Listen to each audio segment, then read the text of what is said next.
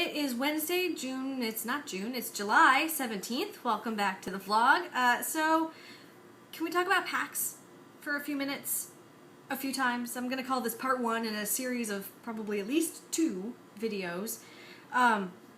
Because PAX has become problematic for me this year. And that makes me really, really sad.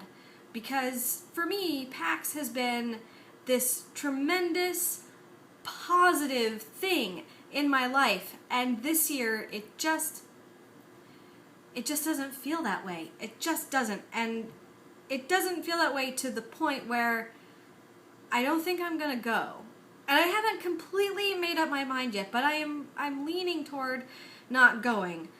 But every time I get close to making an actual decision, I think of a whole bunch of other things. And so I thought I would try to talk about it on the internet, because, you know, what could go wrong there, and get some other thoughts and opinions on things. So, a big problem that I'm having with PAX this year is just the sheer cost of going. PAX is 4 days this year, which for me means missing 6 days of work. And as a freelancer, every day I miss work is a day I don't get paid anything. So, in addition to coming up with the cost to go to PAX in the first place, to being able to fund a hotel for 5 nights and transportation to and from, and to feed myself while I'm there, and to maybe even buy a shirt, is really, really expensive for me. And on top of that, the fact that I won't be earning any money whatsoever for the 6 days that I'm not going to be able to be working, because I don't get paid vacation days. It's the fun and folly of freelance. So I won't have any, you know, fallback income coming in on those days. So between the cost of going and the cost of not working for those days, going to PAX this year is easily going to cost a month's rent and bills, if not more.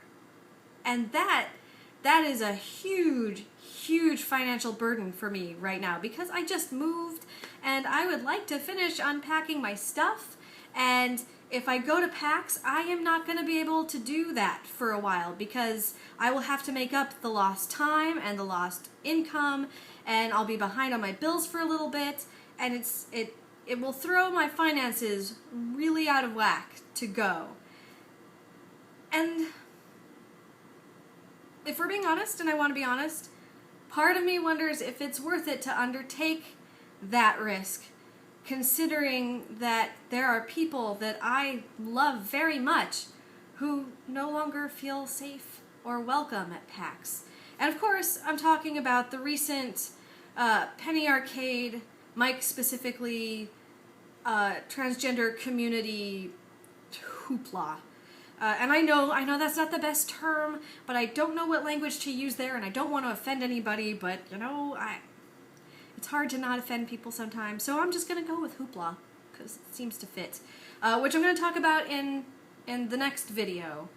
But this hoopla has gotten so big and so foul, and that it's to the point where I have friends saying that they won't ever go again because they don't feel like they are genuinely welcomed as part of that community. And I hate the idea of financially helping to support something like that. I don't want to give money to people who make my friends feel inferior or unwelcome. I don't want to do that. But at the same time, I have friends who are performing and friends who have panels and who are exhibiting, and there are a lot of people that I care about who are going to be a part of making PAX happen, and I want to support them. And I don't know how to reconcile these big things into a final decision, and I really resent that I feel like I have to choose between my friends.